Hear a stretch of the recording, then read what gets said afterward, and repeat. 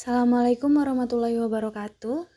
Di sini saya Septi Dela Sandai. Saya akan menjelaskan terkait dengan tinjauan teori dari cedera kepala. Mungkin untuk secara singkat saja, pengertian dari cedera kepala adalah cedera mekanik atau trauma kapitis yang secara langsung atau tidak langsung mengenai kepala yang mengakibatkan luka di kulit kepala, fraktur tulang tengkorak, robekan selaput otak, dan kerusakan jaringan otak itu sendiri, sehingga dapat menyebabkan gangguan neurologis. Untuk etiologinya, cedera kepala dapat disebabkan oleh berbagai hal. Yang pertama adalah trauma benda tajam. Efek dari trauma benda tajam ini dapat menyebabkan kerusakan lokal meliputi kontusio cerebral, hematom cerebral, kerusakan otak sekunder yang disebabkan perluasan massa lesi, pergeseran otak atau hernia. Yang kedua adalah trauma benda tumpul.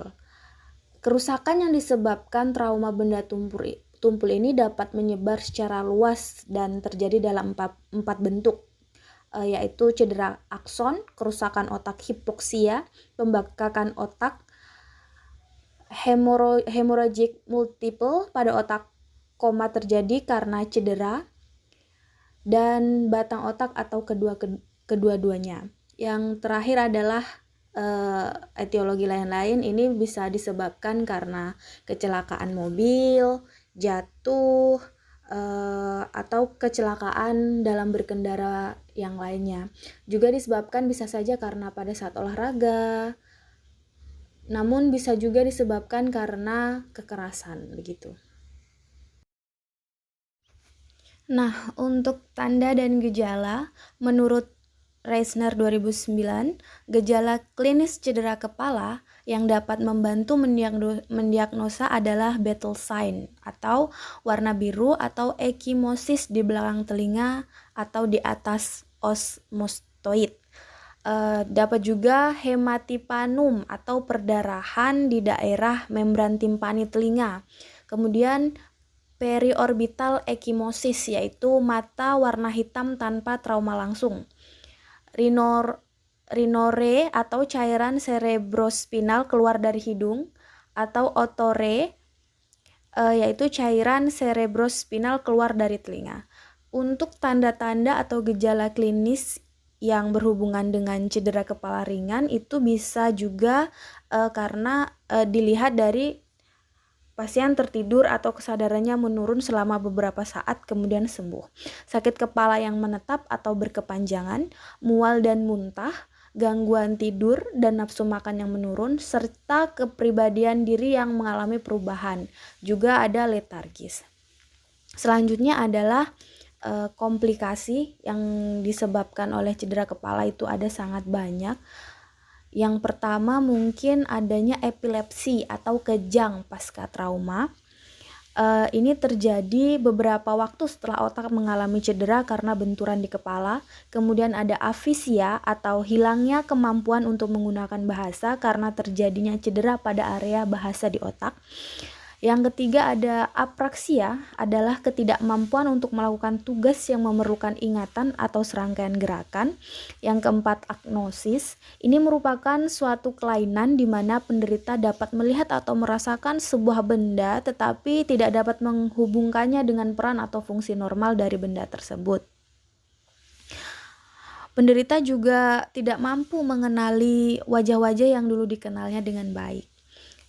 Yang kelima adalah amnesia, adalah hilangnya sebagian atau seluruh kemampuan untuk mengingat peristiwa yang baru saja terjadi atau peristiwa yang sudah lama berlalu. Yang keenam ada visceral carotis cavernosis, ditandai oleh triase gejala seperti exoplasmus, chemosis, dan Bruit orbita, dapat timbul segera atau beberapa hari setelah cedera. Yang ketujuh adalah diabetes insipidus. Ini disebabkan oleh kerusakan traumatik pada tangkai hipofisis yang menyebabkan berhentinya sekresi hormon antidiuretik. Yang kedelapan ada kebocoran cairan cerebrospinal Ini dapat disebabkan oleh kerusakan leptinogen dan terjadi pada 2-6% pasien dengan cedera kepala tertutup. Yang kesembilan ada edema cerebral dan herniasi. Ini dapat menyebabkan adalah penyebab paling umum dari peningkatan TIK. Puncak edema itu terjadi 72 jam setelah cedera. Yang ke-10 ada defisit neurologis dan psikologis. Ini tanda awal penurunan fungsi dari neurologis. Ya, baik. Sekarang kita akan menjelaskan tentang pathway dari trauma kepala. Yang mana trauma pada kepala ini dapat disebabkan yang tadi ya, trauma benda tajam, juga trauma benda tumpul, dan bisa juga disebabkan karena macam-macam hal seperti kecelakaan, seperti itu. Nah, jika trauma kepala ini terjadi pada ekstrakranial, ini dapat menyebabkan terputusnya kontinuitas jaringan kulit, otot dan vaskuler, sehingga dapat menyebabkan perdarahan hematoma, kemudian gangguan suplai darah, atau langsung dapat memunculkan diagnosa keperawatan resiko infeksi jika terjadi luka terbuka dan nyeri. Perdarahan dan hematoma sendiri dapat menyebabkan perubahan sirkulasi sehingga terjadilah peningkatan TIK. TIK sendiri jika terjadi peningkatan maka ditandai dengan mual muntah, papiloma, pendengaran kabur, penurunan fungsi pendengaran, dan nyeri kepala. Lantas dapat diambil resiko kekurangan cairan dari tanda-tanda yang muncul tadi itu ya. Kemudian peningkatan TIK ini dapat menyebabkan gyrus medialis lobus temporalis tergeser sehingga terjadilah herniasis uncus, yang mana herniasis uncus ini dapat menyebabkan tonsil cerebrum bergeser sehingga terjadilah kompresi pada medula oblongata. Herniasis uncus ini juga menyebabkan mesenfalon tertekan sehingga terjadilah gangguan kesadaran, yang mana gangguan kesadaran ini dapat kita ambil diagnosa keperawatan resiko injuri dan cemas. Gangguan kesadaran juga dapat mengakibatkan imobilitasi, sehingga dari imobilitasi ini kita dapat mengangkat diagnosa keperawatan resiko gangguan integritas kulit dan kurangnya perawatan diri. Ya, kita kembali ke atas. Tadi selain perdarahan dan hematoma juga dapat terjadi gangguan suplai darah, di mana karena ada gangguan suplai darah sehingga terjadilah iskemia. Iskemia ini akhirnya menyebabkan hipoksia, yang mana bisa kita ambil diagnosa keperawatan perubahan perfusi jaringan dan gangguan fungsi otak. Selain trauma pada ekstrakranial juga dapat terjadi trauma pada tulang kranial, sehingga trauma pada tulang kranial ini dapat menyebabkan terputusnya kontinuitas jaringan tulang yang dapat kita angkat diagnosa yaitu nyeri. Selain itu, selain tulang kranial juga dapat terjadi trauma pada intrakranial, yang mana jika trauma pada sudah mencapai intrakranial maka terjadilah jaringan otak yang rusak atau kontusio laserasi, yang dapat menyebabkan perubahan autoregulasi dan odema cerebral, di mana kedua hal ini dapat menyebabkan kejang. Kejang sendiri jika sudah terjadi ini bisa menyebabkan gangguan neurologis, vokal, yang mana kemudian terjadilah defisit neurologis, kemudian dapat kita ambil gangguan persepsi sensori. Kejang juga disebabkan karena bersihan jalan nafas yang mungkin tidak efektif, obstruksi jalan nafas, dyspnea, henti nafas, perubahan pada pola nafas, di mana kemudian dari semua hal ini dapat kita ambil diagnosa keperawatan resiko tidak efektif jalan nafas, seperti itu. Oke, saya akan melanjutkan presentasi yang telah dibawakan oleh teman kita tentang landasan teori. Nah, untuk kasusnya itu ada Tuan A, 19 tahun, dibawa ke IGD Rumah Sakit Panembahan Senopati setelah mengalami kecelakaan lalu lintas. Saat mengendarai motornya dengan kecepatan 100 km per jam dan tidak menggunakan helm. Tuan A dibawa ke rumah sakit dengan kondisi tidak sadarkan diri selama 20 menit. Dan ketika sadar, pasien mengeluh sakit kepala dan muntah sebanyak 4 kali. Saat dilakukan pemeriksaan fisik, Tuan A membuka mata saat dirangsang nyeri, menunjukkan fleksi normal dan adanya suara tidak jelas. Tampak hematom dan jejas pada sisi kiri kepala pasien dan tidak dapat digerakkan ekstremitas kanan pasien. Tekanan darah pasien 85/50 mmHg, pernafasan Cheyne-Stokes, nadi 50 kali per menit, suhunya 37,9 derajat Celcius, CRT-nya lebih dari 3 detik, dan RR-nya itu tidak beraturan atau kadang cepat dan kadang lambat. Nah, pupil pasien ini mengalami dilatasi ipsilateral dan refleks cahaya menurun. Nah, untuk asuhan keperawatan sesuai kasus, mulai dari pengkajian keperawatan, jadi secara umum, bahwa pengkajiannya yang pertama adalah airway. Airway-nya terdengar suara snoring akibat Tuan A tidak sadarkan diri, jadi lidah jatuh ke belakang. Terus breathing-nya adanya suara atau pernafasan Cheyne-Stokes dan RR-nya cepat dan lambat gitu ya. Terus sirkulasinya akral teraba dingin, CRT lebih dari 3 sekon, tekanan darah 85/50, nadi 50 kali per menit, suhunya 37,9 derajat Celcius, GCS-nya IS-nya 2, motoriknya 3, dan verbalnya 2. Dan pupil mengalami dilatasi ipsilateral dan refleks cahaya menurun. Nah, dan dilakukan juga monitoring tanda-tanda vital. Nah, untuk aktivitas sehari-harinya dan khususnya pada aktivitas dan istirahat, gejalanya pasien merasa lemah, lelah dan kaku dengan tanda adanya perubahan kesadaran, hemiparase, dan terdapat hematoma dan jejas di kepala. Nah, untuk sirkulasinya itu tekanan darah 58/50 mmHg dan terdapat hematoma di kranial dan jejas. Ya, untuk integritas egonya, setelah sadar pasien tampak bingung. Eliminasi tidak ada gangguan atau normal dan balance cairan baik. Untuk makanan dan cairan, pasien mengatakan muntah sebanyak 4 kali dan mual.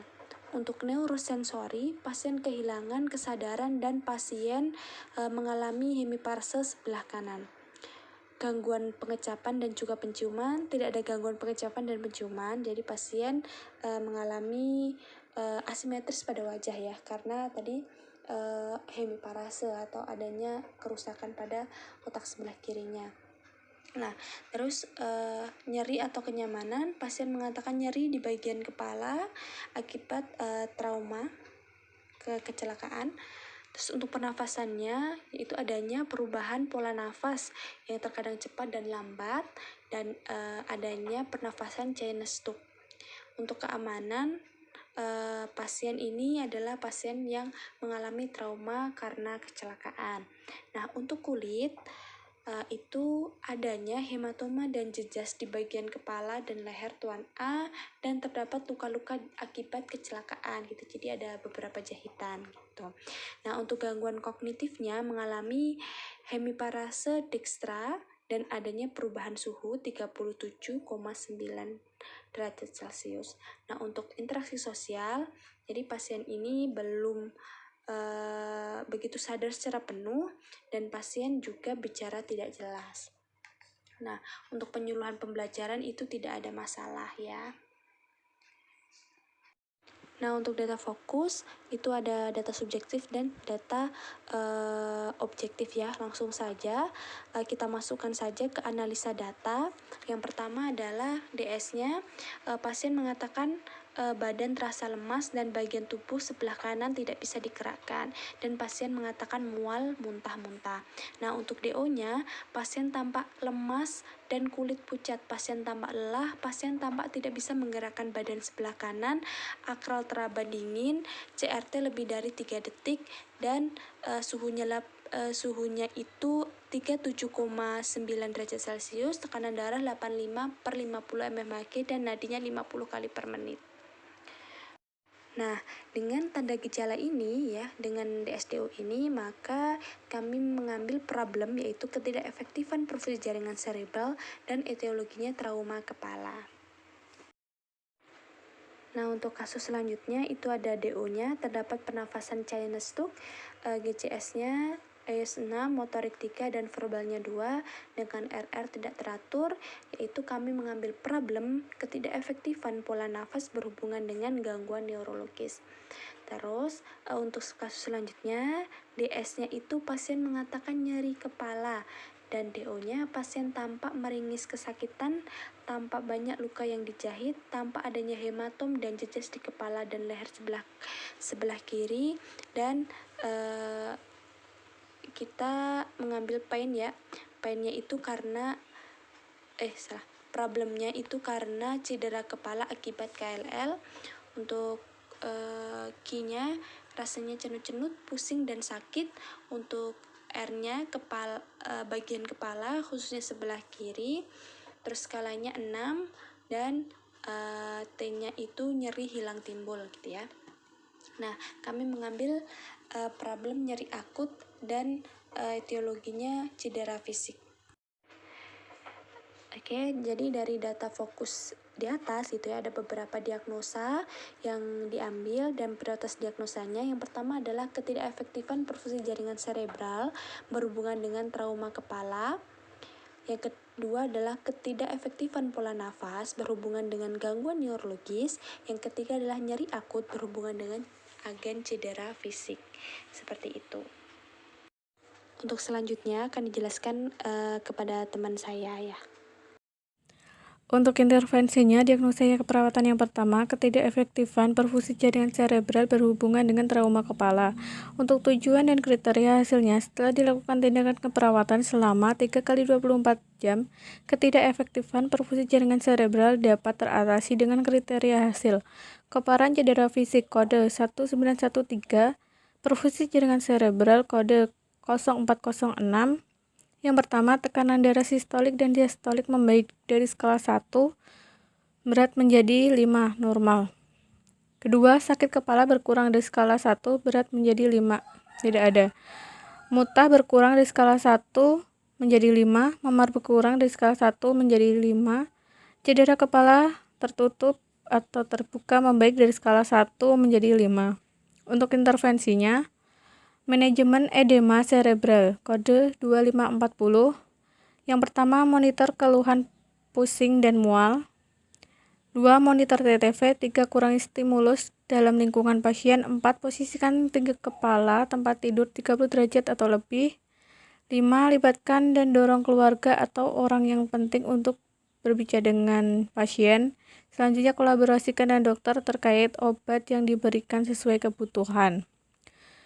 Diagnosa kedua, ketidakefektifan pola nafas berhubungan dengan gangguan neurologis. Untuk NOK-nya, setelah dilakukan tindakan keperawatan selama 3x24 jam, ketidakefektifan pola nafas dapat teratasi dengan kriteria hasil. Status pernafasan kode 0415. Pertama, frekuensi pernafasan membaik dari skala 1, berat menjadi 5. 2.